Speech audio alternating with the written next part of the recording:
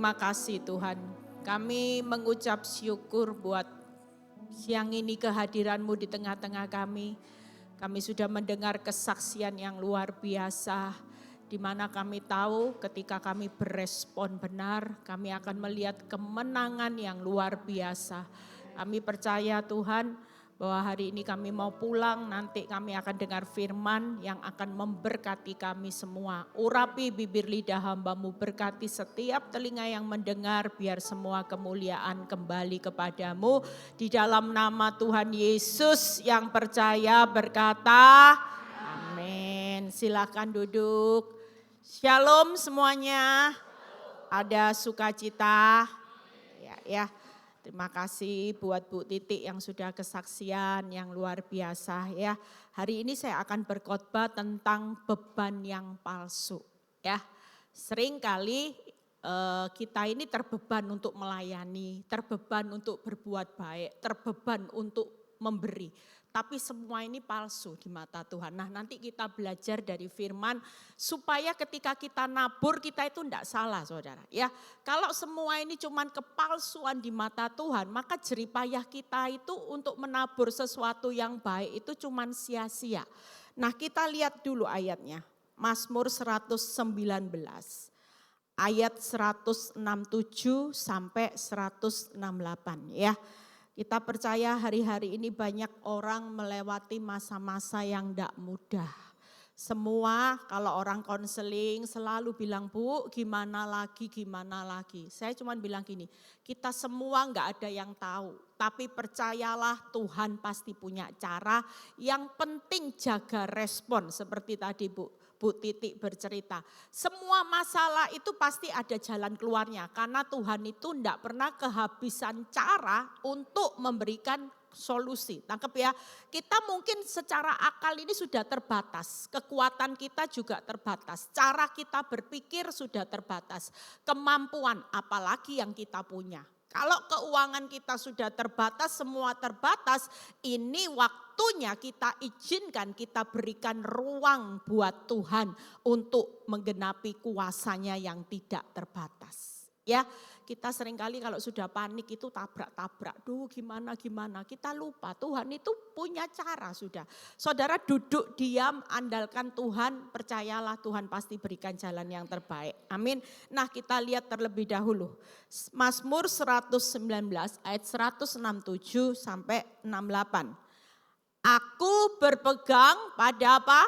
Peringatan-peringatanmu dan aku amat mencintainya. Berikutnya 168.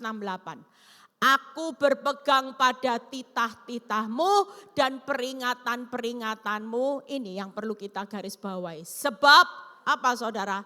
Seluruh hidupku terbuka di hadapanmu. Berarti kita hari ini misal, saudara punya pelayanan yang hebat. Tangkap ya. Tapi semua suratan ini terbuka loh. Kalau kita melayani Tuhan cuman untuk cari image, cari jen, ya, kejar setoran. Kira-kira semua suratan ini terbuka enggak? Melayani Tuhan walaupun dari pagi sampai malam, kalau motivasi kita melayani Tuhan kita enggak tulus untuk menyenangkan hati Tuhan.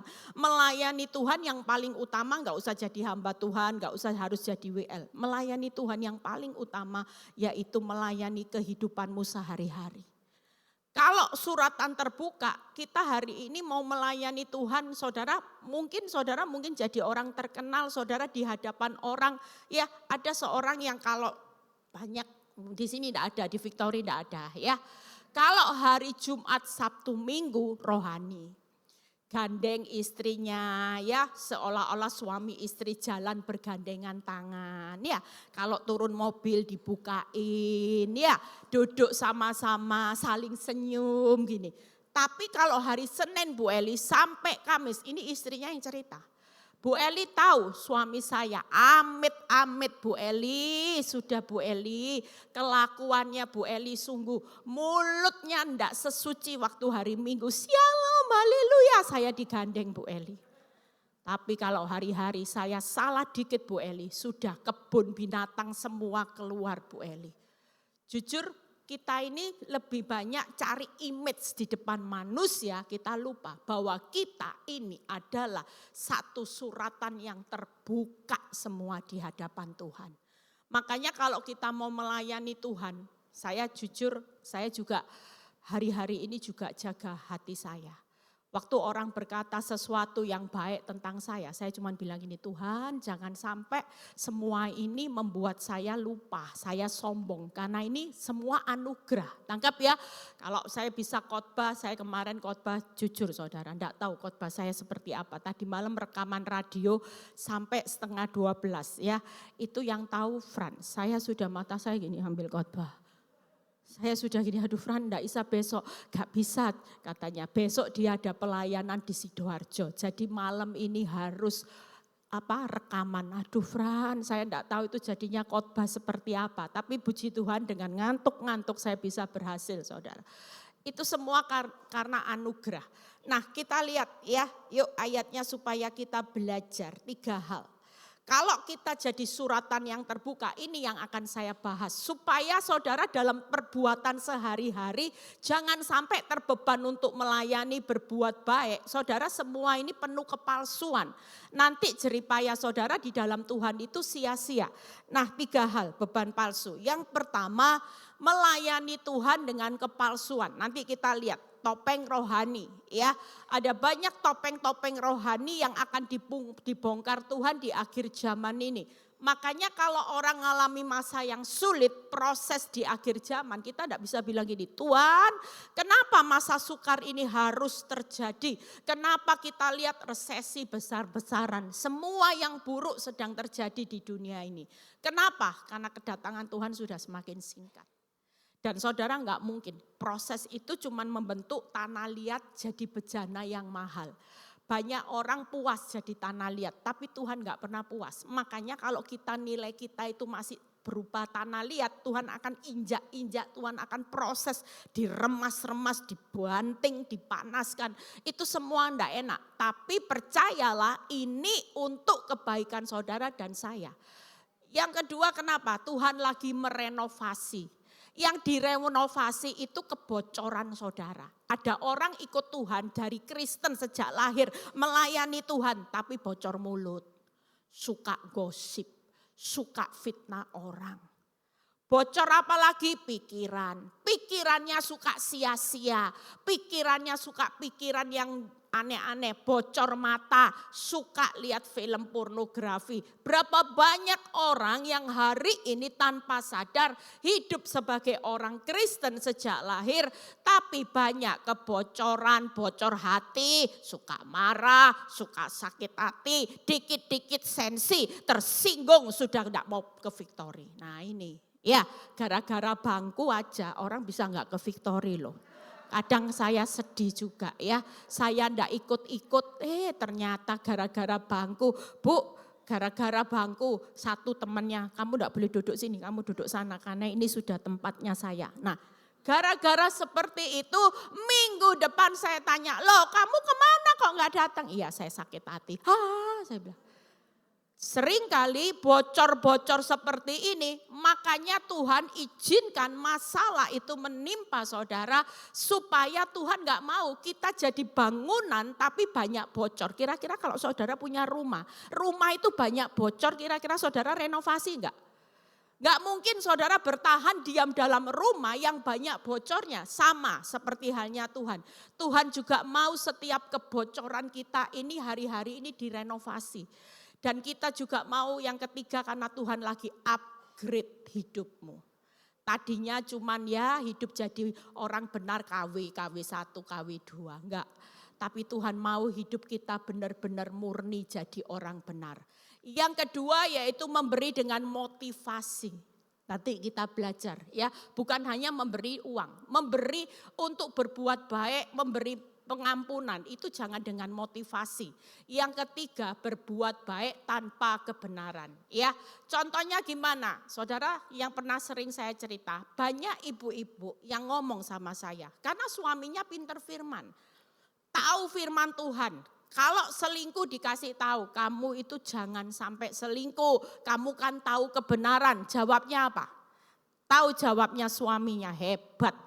Ya kan saya mengentaskan janda-janda. Kan harus bantu janda-janda fakir miskin. Ya saya bantulah kesejahteraan janda-janda. Kan saya menjalankan sesuai firman. Nah ini, membantu janda memang baik. Tapi menikahi janda itu tidak benar saudara. Jelas lah memang mau bantu janda baik, tapi bantu jangan dinikahi ya cuman sekedar dibantu. Tapi ini membantu plus menikahinya karena katanya mau memberi kesejahteraan buat janda-janda dan fakir miskin. Nah ini yang cilaka 12. Seringkali kalau kita berbuat baik seperti itu, apakah kita punya nilai di hadapan Tuhan? Enggak ada. Semuanya cuma kepalsuan. Makanya kita buka yuk 3 hal. Yang pertama, melayani Tuhan dengan kepalsuan itu seperti apa saudara?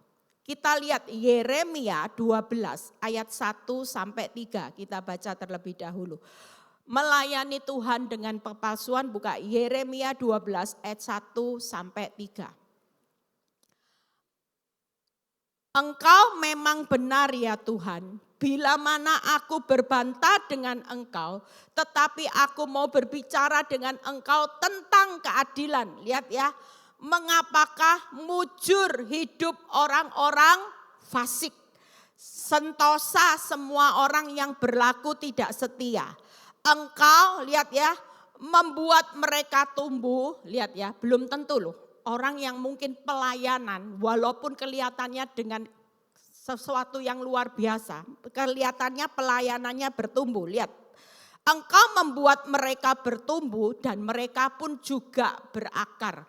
Mereka tumbuh subur, menghasilkan buah juga.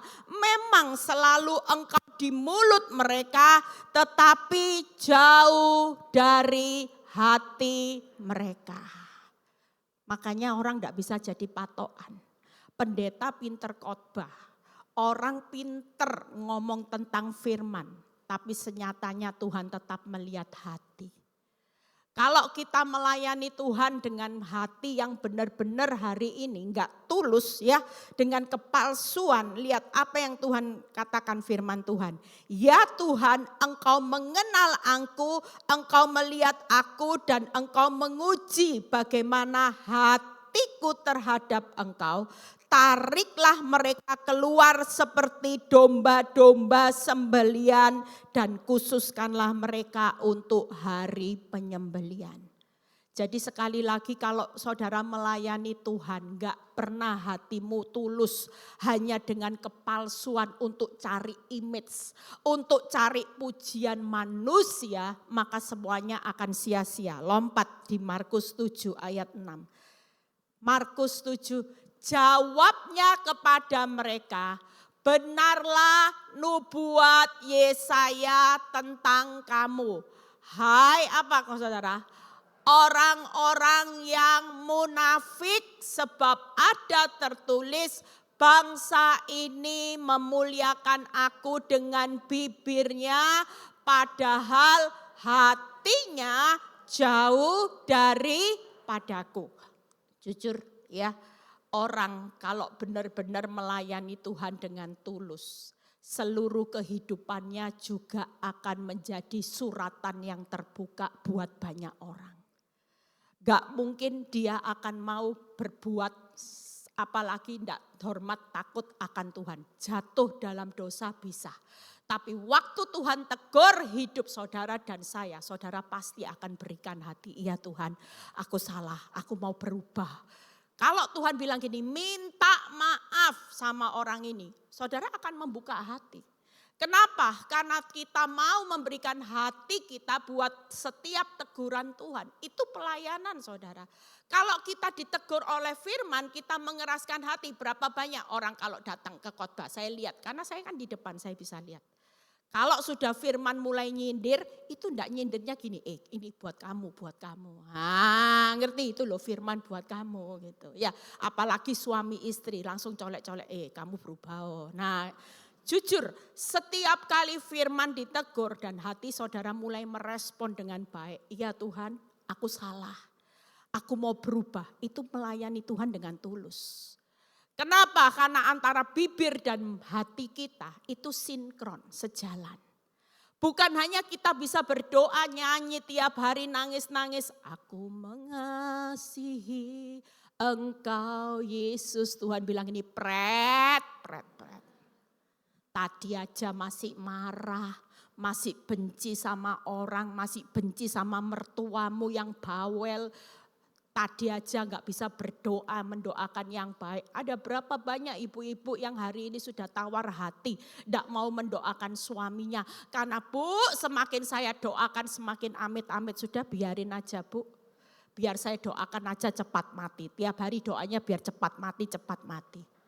Jujur, orang kalau seperti ini, saudara percaya semua yang saudara lakukan itu akan sia-sia. Makanya dari hari ini kita tahu ini sudah akhir zaman. Waktu kedatangan Tuhan sudah semakin singkat. Pastikan benih yang saudara tanam itu benar-benar hari ini benih kebenaran. Bukan benih kepalsuan. Kalau saudara jadi orang Kristen cuma sekedar datang pulang, enggak punya benih kebenaran yang benar-benar saudara tanam, tapi benih kepalsuan, kira-kira saudara pulang bawa berkas enggak? Mungkin hati-hati, banyak orang yang berkata gini, aku mengenal Yesus sebagai juru selamat.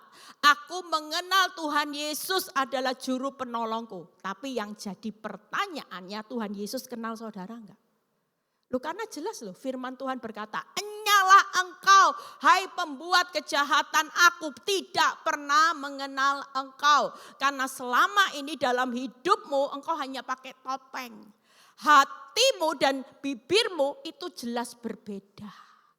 Menyembah sampai saya lu pernah kenal orang yang kalau penyembahan di tempat kita ibadah. Tapi semua masuk-masukan Bu. Ibu itu perlu ditegur. Berapa orang, kenapa? Ibu itu mulutnya jahat Bu Eli. Itu kalau ngatain orang, kalau maki-maki orang, mulutnya Bu Eli amit-amit. Saya tegur ibu itu. Karena ibu ini mengaku pendoa. Saya bilang, Bu, kamu apa? Saya bilang, saya pendoa. Berapa jam satu hari berdoa? Bisa 4-5 jam. Oh, hebat. Tapi yang jadi pertanyaannya waktu ibu berdoa, ibu ketemu siapa? Iya, ketemu Roh Kudus. Oh, oke. Ketemu Tuhan. Oke. Tapi mulutmu Bu, bukan lagi dikuduskan waktu engkau menyembah Tuhan.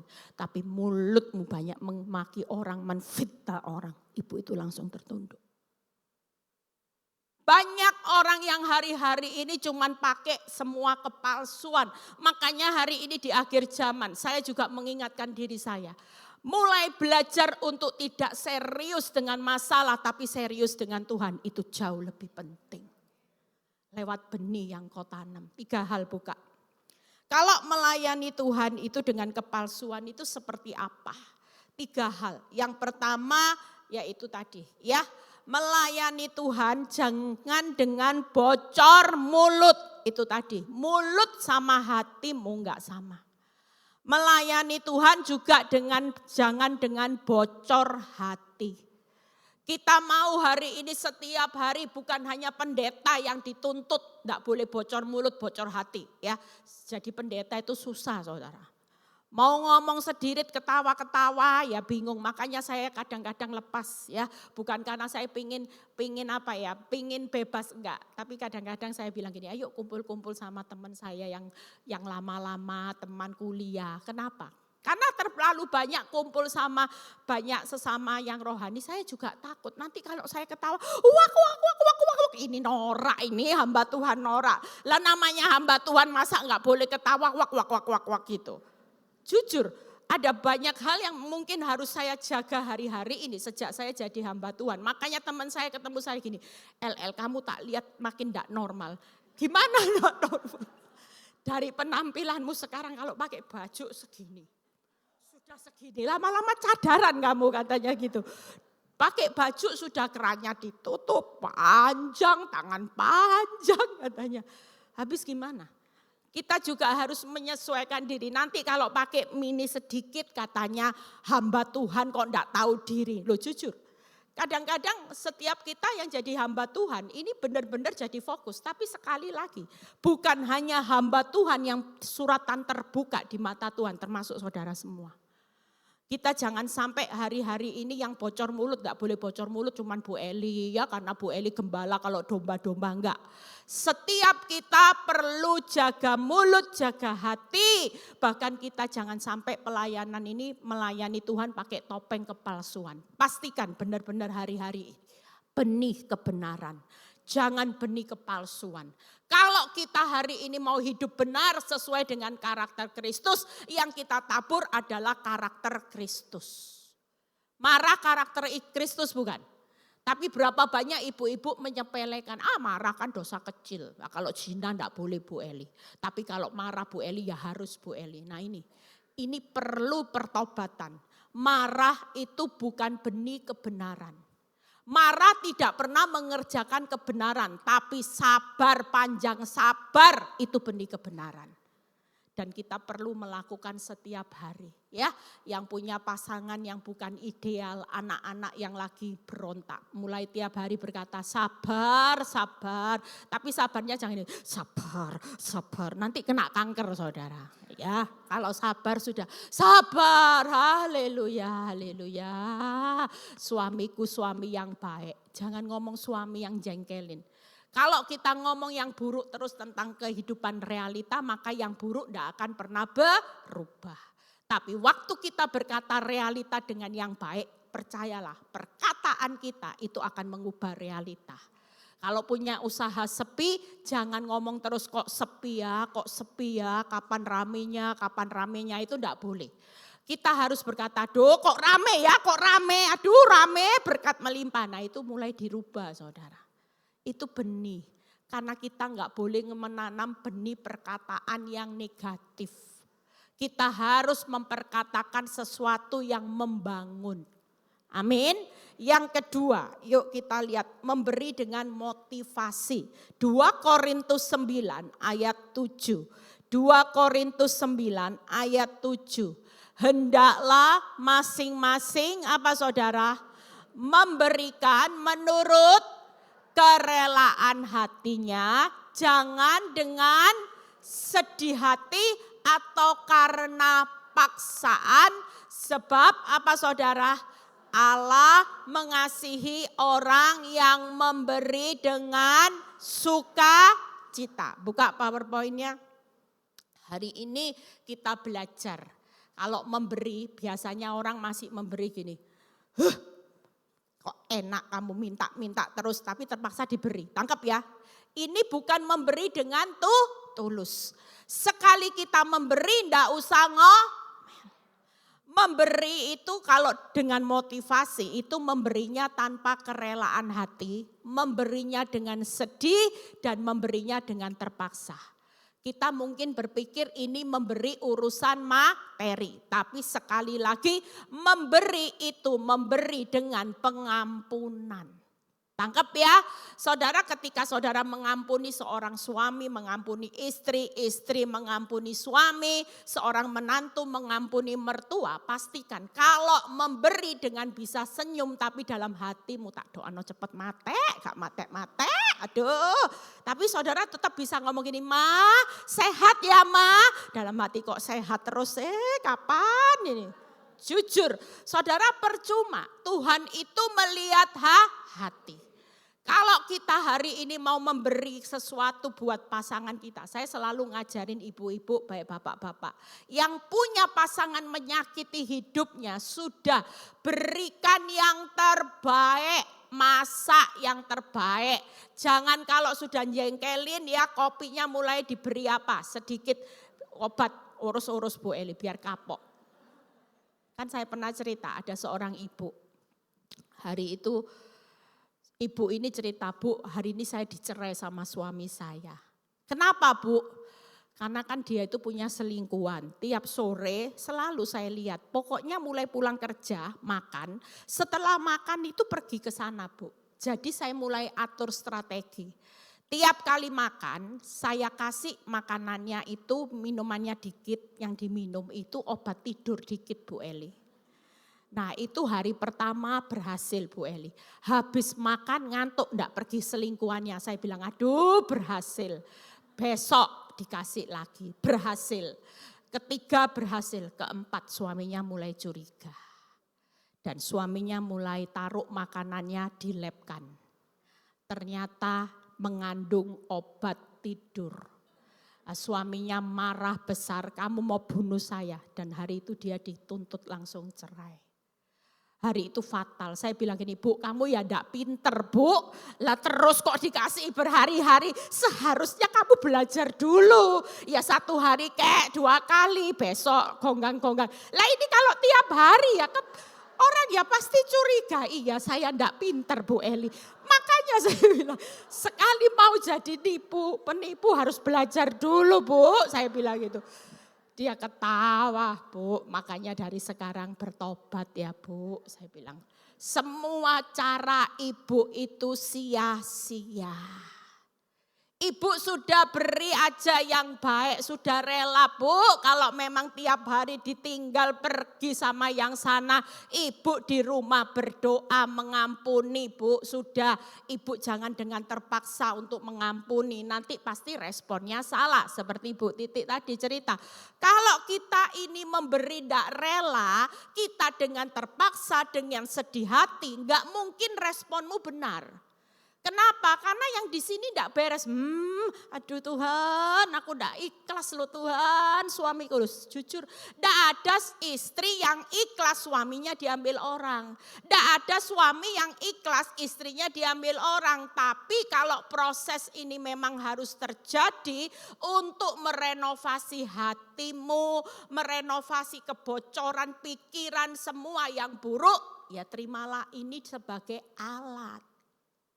Supaya apa? Ketika kerelaan hati, sedih hati tidak terjadi, respon kita pasti benar. Saya punya loh ibu-ibu yang radikal. Sampai kalau suaminya dulu kalau mau pergi sama yang sana, dia sudah jengkel.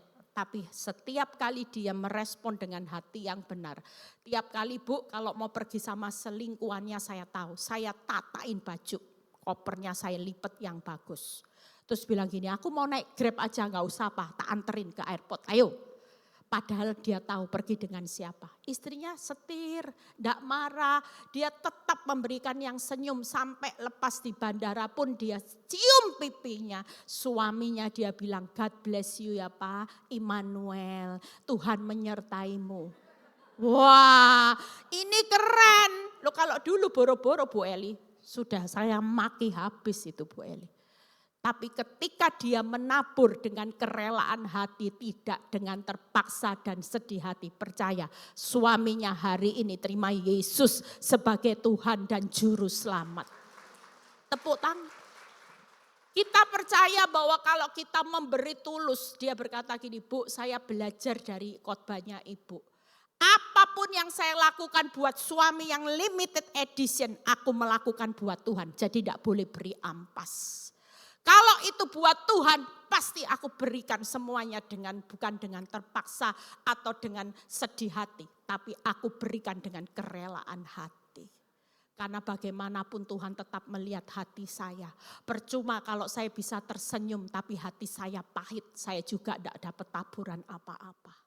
Makanya ibu-ibu sekali menabur jangan dengan sedih hati. Jangan dengan terpaksa tapi kerelaan hati karena apapun yang saudara lakukan itu buat Tuhan. Amin. Buka Kolose 3 ayat 23-24. 1 poin lagi kita selesai. Ya, saudara percaya pulang dari tempat ini kalau ketemu mertua yang galak sudah ya sapa belikan roti, ma aku mengasihimu tulus ma ini roti hauce ma gitu ya. Jujur setiap kali kita harus berubah mulai hari ini. Jangan pernah bawa benih kepalsuan, hati-hati loh.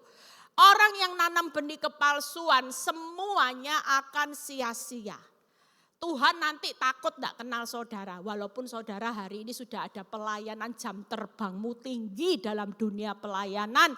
Tapi kalau Tuhan berkata aku tidak pernah mengenal engkau. Kira-kira nasibmu ada di mana?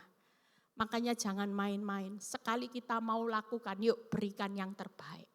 Buka Kolose 3 ayat 23 sampai 24. Apa yang firman Tuhan katakan di Kolose? Nah, apapun juga yang kamu perbuat, apa saudara? Perbuatlah dengan segenap hatimu seperti untuk Tuhan, bukan untuk manusia. Melayani mertua jahat, suami limited, istri limited, itu melayani buat Tuhan. Jadi kalau buat Tuhan jangan beri ampas. Karena dia sudah beri yang terbaik buat saudara dan saya. Apapun 24 berikutnya. Kamu tahu bahwa dari Tuhanlah kamu akan menerima bagian yang ditentukan bagimu sebagai upah. Kristus adalah Tuhan, kamu adalah hamba. Pastikan di akhir zaman Tuhan mau dapati setiap saudara dan saya adalah hamba-hamba yang setia. Sulit loh cari hamba yang setia di akhir zaman, sulit. Kita jujur jadi melayani Tuhan ini dalam kehidupan, kalau kita hidup dikasih enak, berkat melimpah, usaha lancar, mungkin saudara bisa memberi yang terbaik buat Tuhan. Tapi yang jadi pertanyaannya, kalau hari ini hidupmu masih dalam proses, Tuhan belum jawab hidup saudara, apakah saudara tetap mau melayani, memberi yang terbaik? Ada berapa banyak istri-istri yang mulai berubah. Kenapa? Karena dianggap bertahun-tahun berbuat baik malah jadi keset, Bu Eli. Berbuat baik jadi keset, akibatnya berubah responnya. Sehingga dia tidak mau lagi jadi keset, akibatnya yang tadinya tunduk sekarang nanduk, bahkan dia jatuh dalam dosa. Ini yang perlu kita perhatikan. Hari ini saya percaya saya jadi seorang istri yang setia di tengah suami yang tidak setia. Suatu kali kalau Tuhan melihat saya, Tuhan bilang gini, hai hambaku yang setia, aku akan memberikan upah yang luar biasa atas setiap jerih payahmu. Sekalipun engkau diperlakukan tidak baik, engkau tetap setia. Sekalipun engkau diperlakukan tidak adil, engkau tetap baik, engkau tetap setia. Maka aku dapati engkau adalah hambaku yang setia. Amin. Yang terakhir, yuk menanggung berbuat baik tanpa kebenaran. Kita buka ayatnya terlebih dahulu. Yeremia 12 ayat Yeremia 12 ayat 10. Kita buka terlebih dahulu. Yeremia 12 ayat 10. Banyak gembala telah merusakkan kebun anggurku, memijak-mijak tanahku dan membuat tanah kedambaanku menjadi padang gurun yang sunyi sepi. Waktu saya baca ayat ini tadi pagi, saya berkata, Tuhan jangan sampai saya jadi gembala yang suatu kali akan jadi batu sandungan. Berapa banyak ya orang Kristen yang sudah jadi idola, ternyata yang jadi gembalanya jatuh dalam dosa. Gembalanya jatuh dalam satu dosa jadi batu sandungan. Ini ciri orang yang berbuat baik tapi tidak benar, jujur. Kalau jadi seorang gembala, ya kita siapapun, mungkin saudara jadi seorang pelayan Tuhan, rajin berbuat baik tidak benar, suatu kali akan terjadi, hidupmu gak akan punya buah. Justru suatu kali Tuhan akan berkata, berapa gembala engkau merusakkan kebun anggurku, memijak-mijak tanahku dan membuat tanah kedambaanku menjadi padang gurun yang sunyi sepi. Itu sebabnya ketika kita jadi panutan, yuk jangan sampai perbuatan kita justru malah buat orang gak mau datang sama Tuhan. Orang bilang gini, ya pinter khotbah gak bisa ngelakoni. Jujur, itu jangan sampai terjadi dalam hidup kita. Makanya kalau kita mau melayani Tuhan, berikan yang tulus. Berbuat baik harus benar. Tidak cukup berbuat baik tanpa kebenaran. Yang penting baik, melayani khotbah itu kan baik. Khotbah, konselingi orang itu baik saudara. Tapi kalau khotbah, konselingi orang, engkau sendiri tidak bisa melakukan firman, itu tidak benar. Ya, yang berikutnya yuk lihat Galatia 5 ayat 1-13. Setelah itu kita selesai. Galatia 5 ayat 1. Supaya apa saudara? Kita sungguh-sungguh merdeka. Kristus telah memerdekakan kita. Karena itu berdirilah teguh. Jangan mau lagi dikenakan apa saudara? Kuk perhambaan. 13. Saudara sudah jadi orang merdeka. Jangan sampai diperhamba dosa.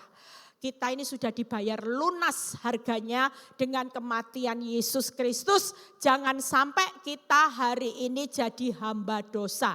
Jangan menyia-nyiakan pengorbanan Kristus hanya karena kita berkata ya gimana ya dosa ini enak loh Bu Eli. Selingkuh itu enak buat hati berdetak-detak. Duk duk duk duk duk duk. Tapi kalau lihat istri sendiri sudah Bu Eli, tidak ada redek-redeknya lagi Bu Eli. Lu lagi, aduh wajah lama jujur. Ada banyak orang tanpa sadar bahwa hidupnya sedang hari ini mengorbankan apa yang Yesus lakukan. Saudara sedang menyalibkan pengorbanan Yesus. Saudara hari ini tidak sadar bahwa Yesus sudah menjadikan saudara sungguh-sungguh merdeka. Saudara bukan lagi menjadi hamba dosa.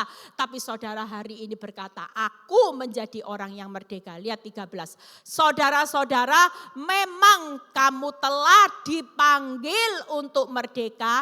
Tetapi janganlah kamu mempergunakan apa saudara? Kemerdekaan itu sebagai kesempatan untuk kehidupan dalam dosa. Melainkan layanilah seorang akan yang lain oleh kasih. Sudah enggak suami istri di sini bisa saling mengasihi? Ini salah satu bentuk orang merdeka.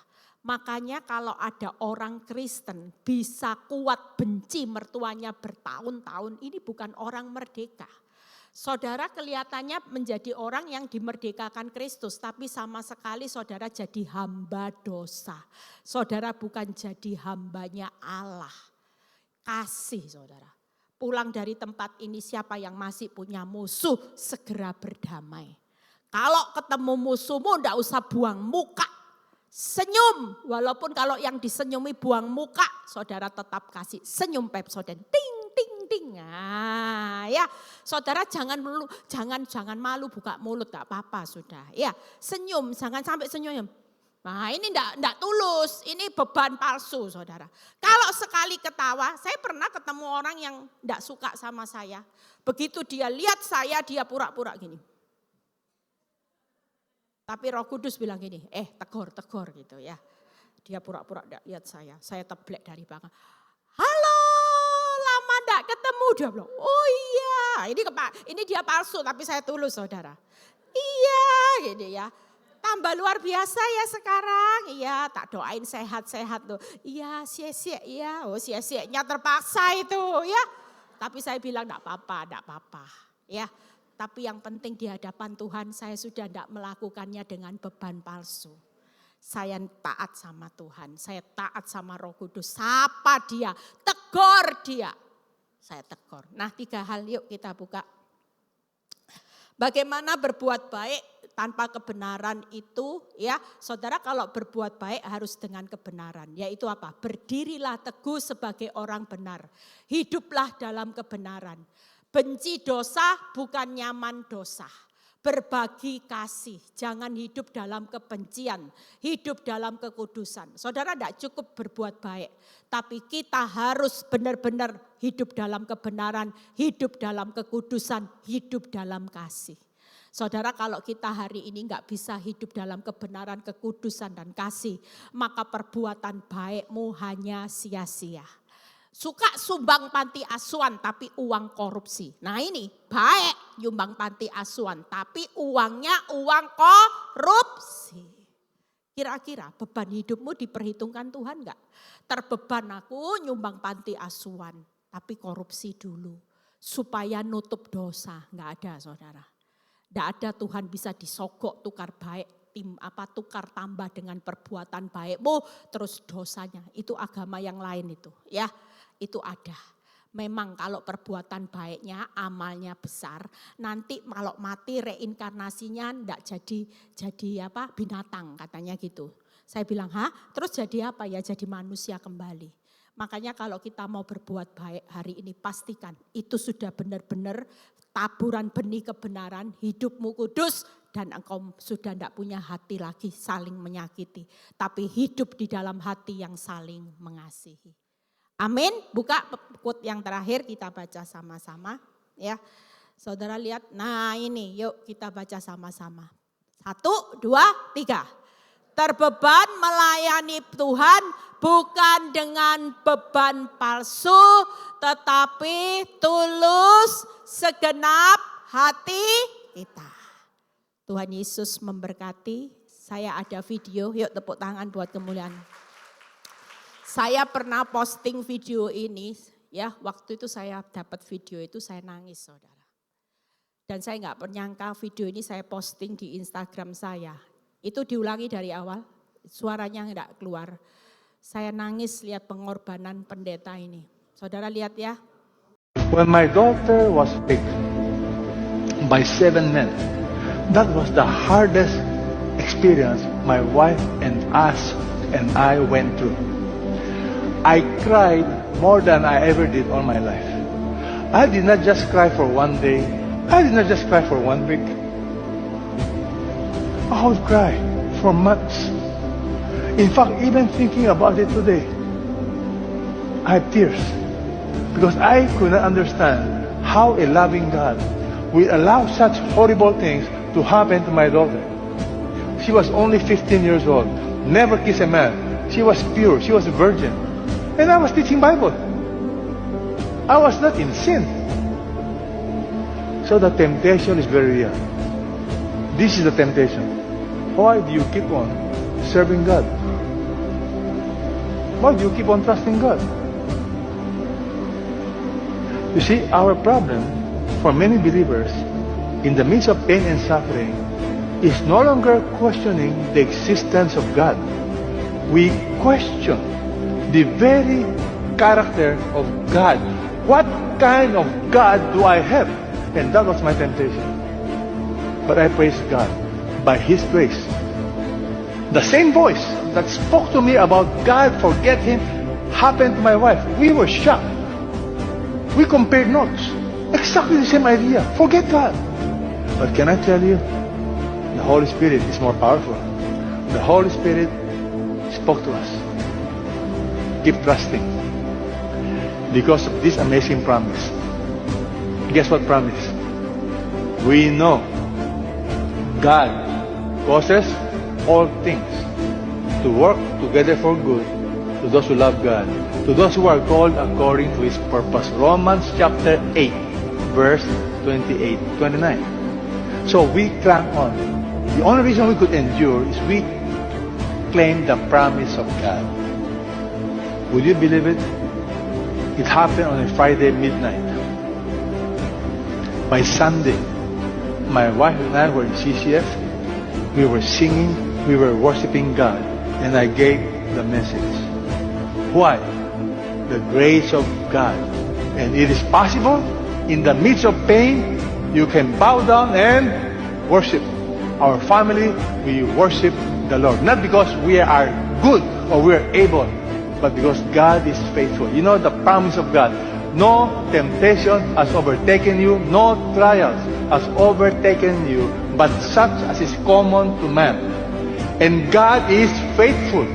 He will not allow you to be tried, to be tested beyond what you're able. Kita bangkit berdiri ya. Kita lihat video ini. Saya waktu terima video ini saya nangis. Orang bisa tulus ya. Dia benar-benar nggak pakai beban palsu. Makanya kalau orang melayani Tuhan dengan beban palsu, enggak mungkin pendeta ini mau melayani Tuhan. Yaitu tadi, buat apa melayani Tuhan? Anakmu diperkosa. Diperkosa 7 orang lagi, nggak main-main loh. Ini anak yang dari kecil ciuman aja nggak pernah dididik untuk Alkitabiah dan dia suami istri melayani Tuhan. Kalau dia tidak punya hati yang sungguh-sungguh mengasihi Tuhan, tidak mungkin dia berkhotbah hari Minggu. Jumat kejadian, Minggu dia bisa tetap berkhotbah. Makanya hari-hari ini kita perlu bangun hati yang tulus. Jangan terbeban untuk melayani Tuhan itu hanya dengan kepalsuan. Sehingga nanti kita akan banyak kecewa. Karena suatu kali saya percaya orang seperti hamba Tuhan ini dapat mahkotanya lipat-lipat itu. Walaupun sekarang dia pakai mahkota duri kayak disalib loh. Bayangin pasti dia bilang banyak penghakiman yang berkata memang kamu hidup dalam dosa. Kamu cuma jadi pendeta, cuma mungkin kedok makanya anakmu sampai diperkosa orang. Mana Tuhan? Ada banyak hal. Tapi satu hal, waktu kita tulus apapun itu, kita mau memberi yang terbaik. Amin. Amin. Pulang dari tempat ini, saudara mulai praktek. Ya, jangan menabur benih kepalsuan. Tanam benih kebenaran supaya kita menikmati benih. Pulangnya nanti kita pasti sorak-sorai. Kenapa? Amin. Karena Tuhan mengenal saudara. Hai hamba-hambaku yang setia. Engkau layak masuk di dalam kerajaanku dan aku sudah menyediakan tempat rumah yang terbaik buat kita nikmati bersama-sama. Amin.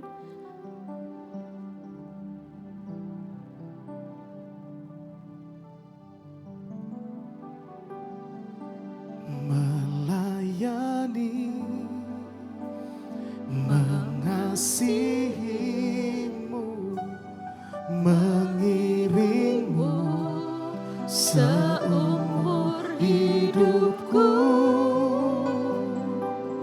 Janjimu kan tetap ku pegang teguh sampai ku dapat mahkota kehidupan. Melayani, mengasihimu, mengiringmu seumur hidupku.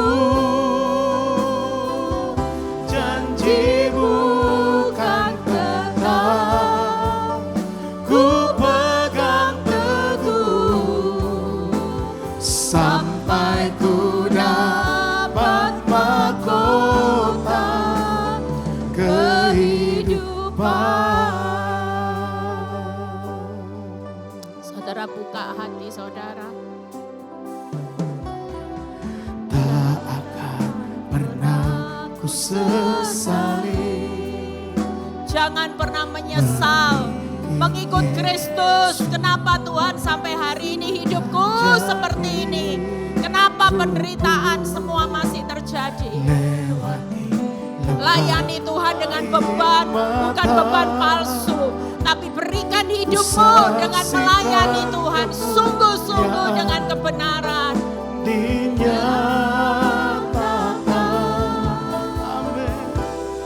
Berapapun harga yang harus ku bayar, ku kan tetap setia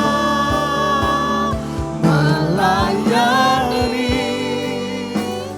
mengasihimu, mengiringmu seumur hidupku. Janjimu kan tetap ku pegang teguh sampai ku dapat mahkota. Sekali lagi katakan, melayani, mengasihimu, mengiringmu seumur hidupku.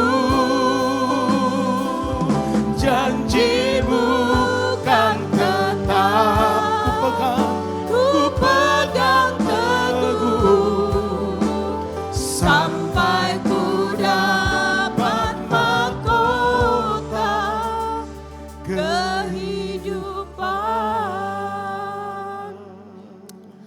Saudara buka hati. Siang ini Tuhan hadir di tengah-tengah saudara. Saudara semua adalah suratan terbuka di hadapan Tuhan. Mungkin selama ini saudara bisa sembunyi dari manusia. Orang tidak tahu siapa hidupmu. Orang tidak tahu bagaimana kehidupanmu sehari-hari. Tapi di mata Tuhan, saudara semua adalah suratan yang terbuka. Tuhan tahu seluruh isi lubuk hatimu yang terdalam. Sudahkah firman ini menjadi rema buat kehidupan saudara? Jangan melayani Tuhan dengan kepalsuan. Jangan hari ini memberi dengan motivasi. Jangan menabur kebaikan tanpa kebenaran. Ini akan menjadi koreksi buat setiap kami ketika kami pulang dari tempat ini Tuhan. Kami mau berubah Tuhan, ampuni Tuhan. Selama ini banyak Tuhan yang kami berikan hanya ampas Tuhan. Kami mau di akhir zaman ini kami mau serius dengan Tuhan, tidak main-main lagi. Ampuni kami, selama ini kami cuma serius dengan masalah kami. Kami cuma serius kapan masalah kami pulih. Tapi belajar kami mau menjadikan kami hamba-Mu Tuhan. Kami mau serius dengan Tuhan. Kami mau memberi yang terbaik buat Tuhan. Karena Tuhan sudah memberi yang terbaik buat kami. Biar setiap kehidupan kami hari-hari ini Tuhan. Kami belajar untuk kami berubah Tuhan. Kami belajar tidak menuntut orang lain berubah. Keadaan kami berubah terlebih dahulu. Tapi kami belajar Tuhan untuk merubah kehidupan kami. Melayani Tuhan dengan tulus. Terima kasih Bapak. Biar setiap kehidupan kami pulang dari tempat ini, kami berubah, kami tidak sama lagi dengan kami datang. Berkati setiap kami yang sudah melayani Tuhan siang ini. Jeripaya mereka dalam Tuhan tidak pernah sia-sia. Apa yang mereka tabur seluruh pengerja Tuhan. Kami percaya Tuhan kuasa-Mu memberkati mereka. Berkati gereja Every Nation. Berkati Pak Beni Kusno, Bu Ratna. Tuhan Kau berkati hamba-Mu secara luar biasa. Kau kirim jiwa-jiwa yang luar biasa Tuhan. Kau pakai dengan luar biasa, berkati keluarganya juga. Terima kasih Bapak. Terima kasih Tuhan Yesus. Terpuji nama-Mu Bapak. Di dalam nama Tuhan Yesus yang percaya berkata, Amin. Silakan duduk.